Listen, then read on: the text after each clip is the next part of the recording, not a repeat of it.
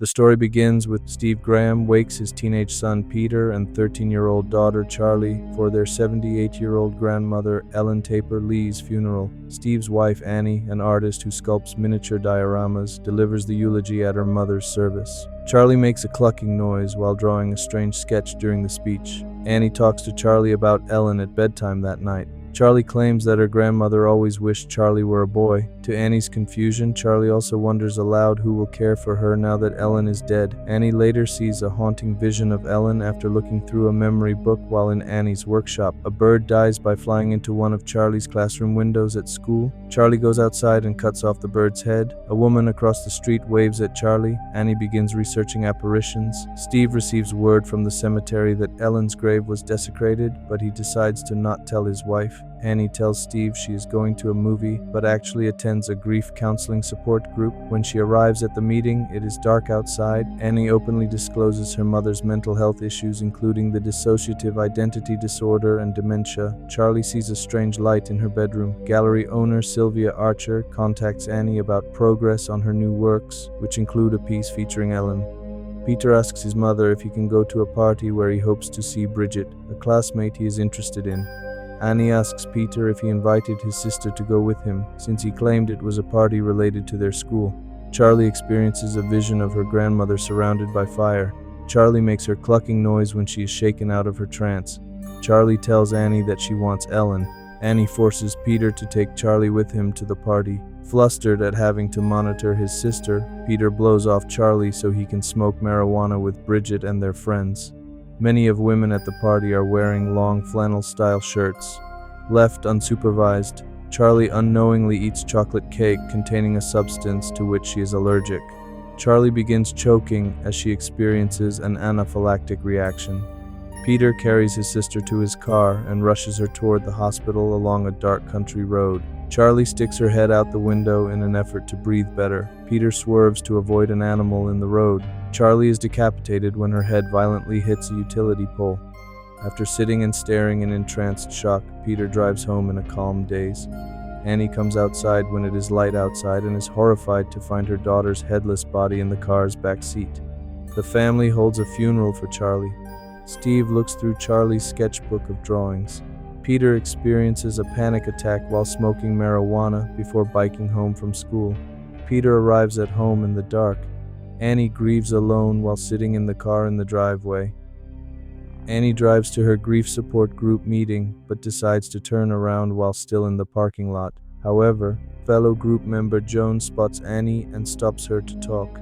After hearing about Charlie's death, Joan confides in Annie about the loss of her own child and grandson. When Annie returns home, Steve makes a pass at her, but Annie rebuffs him. Annie sleeps in the treehouse. Peter hears Charlie's clucking noise and sees what he thinks is a vision of his dead sister in his room, but it appears to be his own hoodie in the corner. Annie visits Joan at Joan's apartment. Annie tells Joan about a sleepwalking incident in which she doused Peter and Charlie and herself from head to toe in paint thinner before waking up to find herself preparing to light a match.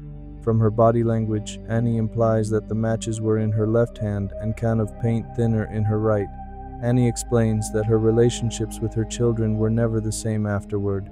Steve finds Annie constructing a disturbing diorama of the scene where Charlie died. Steve, Annie, and Peter have an awkward dinner during which Annie blames her son for Charlie's death. Peter responds by reminding Annie that she was the one who forced Charlie to go to the party. Annie runs into Joan at an art supply store. Joan excitedly explains to Annie that she attended an open seance that changed her skepticism about psychics. Joan tells Annie that a medium was able to conjure her dead grandson Louis and taught Joan how to conduct a seance as well. Joan has a chalkboard in the trunk of her car. Joan invites Annie over to witness a seance firsthand. Joan seemingly makes contact with Louis, who uses a glass and a chalkboard to communicate. Joan assures Annie that she can conduct a similar conjuring herself by using a personal item from the deceased, reciting a cryptic incantation, and making sure that her entire family is in the house during the summoning. Annie hears a clucking sound while driving home afterward. Annie wakes that night to find a swarm of ants leading to Peter's dead body. Annie wakes from a sleepwalking trance over her son's bed, prompting a conversation with Peter. Peter asks why Annie is seemingly scared of him. Annie involuntarily confesses that she never wanted to be Peter's mother and tried to have a miscarriage. Annie suddenly wakes to discover she was experiencing a vision within a vision. Annie recites Joan's incantation with Charlie's sketchbook while Steve and Peter sleep. Claiming she summoned Charlie, Annie excitedly wakes her husband and son for another seance. Charlie seemingly possesses Annie. Steve snaps Annie out of her trance by dousing her with water as Peter cries from confused fright.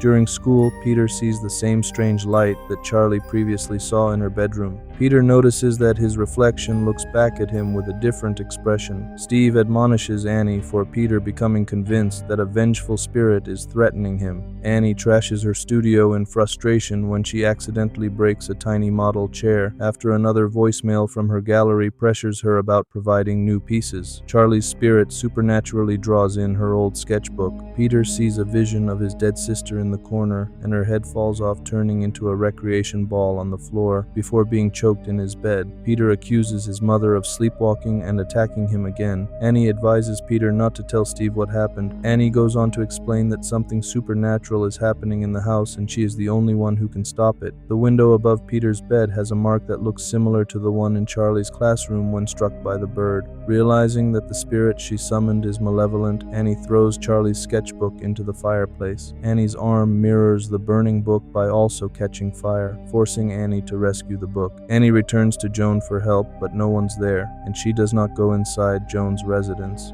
The camera shows us Joan's place is decked out in witchcraft paraphernalia, including a photo of Peter inside a ceremonial triangle and a symbol Annie recognizes from family photos. Annie learns that the symbol is associated with the demon Paimon, one of the kings of hell. Annie also finds photos of Joan with Ellen, revealing that Joan and Annie's mother were in the same coven devoted to gaining riches by conjuring Paimon into a male body.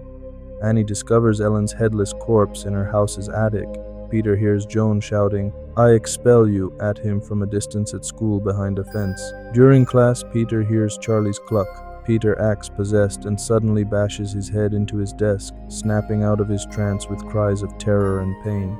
Annie stands in the pouring rain below the treehouse with Ellen's scrapbook, and we see that Peter's room behind her in the real house does not exist. Steve brings Peter home. Annie approaches the car and is dry with no sign of the downpour. Annie tells Steve that Ellen's corpse is in their attic, but it is now decapitated. Annie also shows Steve the photographs where Joan and Ellen are wearing the seal of Paimon. Annie explains that their family became cursed when she tried contacting Charlie. Annie also explains the connection to Charlie's sketchbook, adding that Steve needs to destroy it in order to save Peter. Peter sleeps in his room in the background and is not awakened by the conversation. Disbelieving her wild claims, Steve accuses Annie of digging up Ellen's grave. When Steve refuses to burn the sketchbook, Annie throws it back into the fire, even though she presumes doing so will kill her. Instead, Steve spontaneously combusts. Annie chases Peter to the attic. The ladder to the attic is now down. In the attic, Peter finds flies, candles, and a photo of his face with the eyes punched out. Annie suddenly hovers above Peter before severing her own head. Peter jumps out the window.